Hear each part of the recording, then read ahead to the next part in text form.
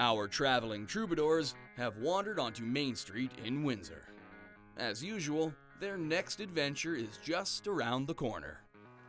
Luke and I, we're down with rooting for the underdog. That's why we're heading up the hill to Fort Edward. It may be small, but it's mighty. Well, Louisburg was under siege twice, and Halifax was busy building secret tunnels. This little blockhouse was surviving wars. It was utilized during the American Revolution, the War of 1812, and even World War I. The question is, can it withstand Luke and Jock?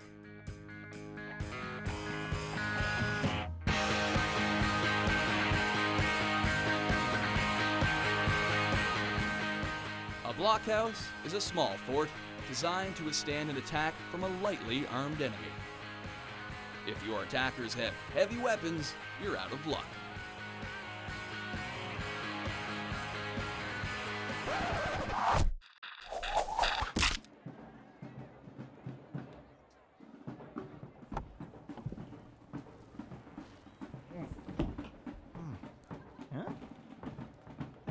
The first time in our collective history, we're on the same team.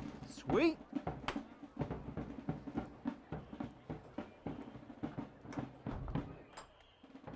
This place is awesome, old, and dry. Tell me more. Well, it's been that way since 1750, when it was built as the blockhouse for a little garrison fort. It was built by the British. And it's been awesome, old, and dry for a long, long time.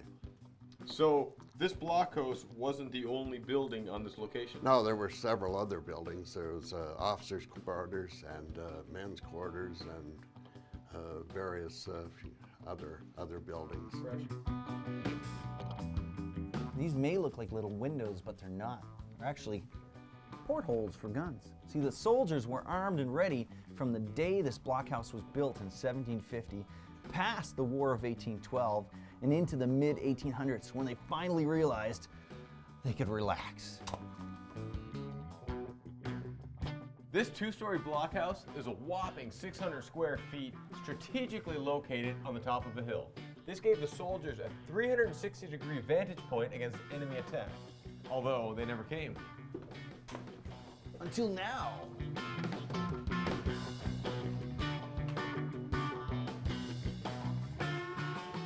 Wow, there's a window here.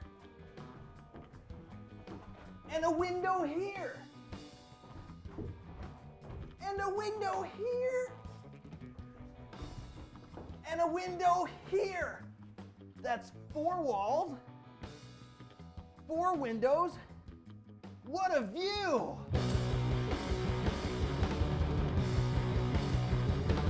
Yo! But, more windows? Where do these windows come from?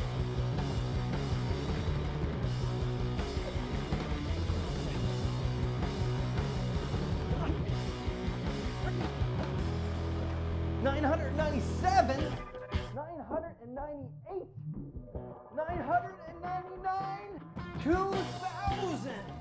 What's going on up here? We're doing this. Hey, Jock.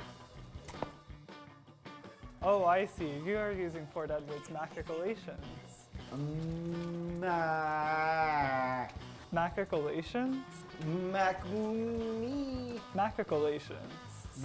Macronations. Close enough.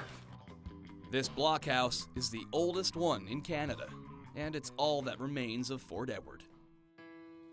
I can't help but notice that the fort has a macrocolation. Is that it right here? It is.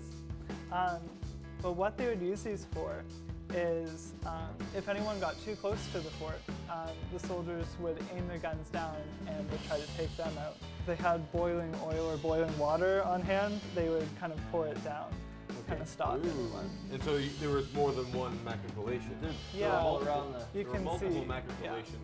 And so you said that these are actually carved by soldiers? Yeah, you can see this one here. That seems to be the abbreviation for Thomas. And then he has his last name here. This was a watchtower. Like you're uncomfortable to watch.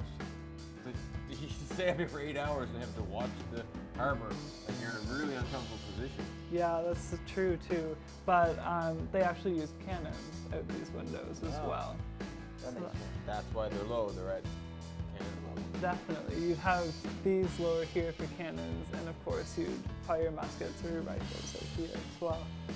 I'm guessing with all the gun ports in the wall, the place would be pretty cold because you're letting out all of your heat.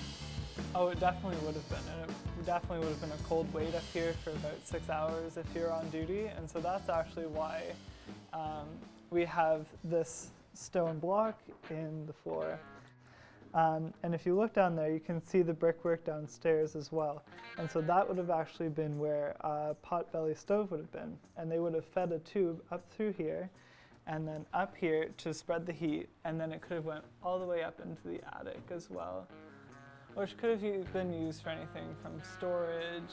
And I think some blockhouses also had in their design that they had dormer windows, so it could be a higher vantage point as well. Okay, but in this one, this is the highest vantage point. It would have been.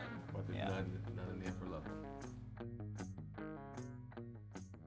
Luke suddenly goes from regimental jester to poet in residence, and the boys think of the young men just like them who once served at this British military outpost.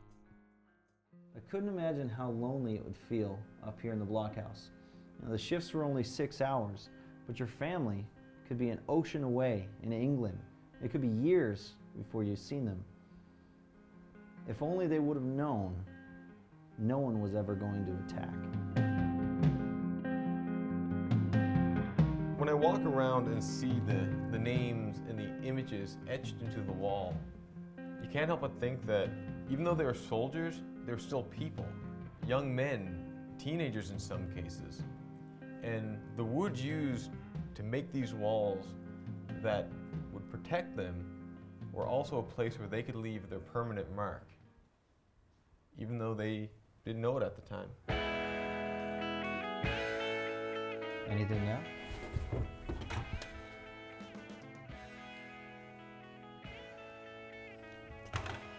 No. What about now?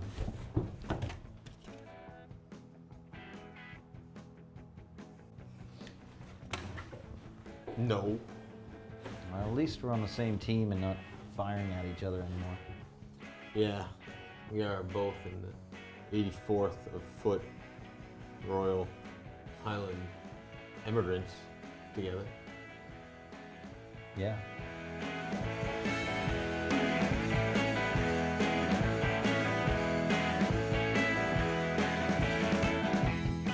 Luke?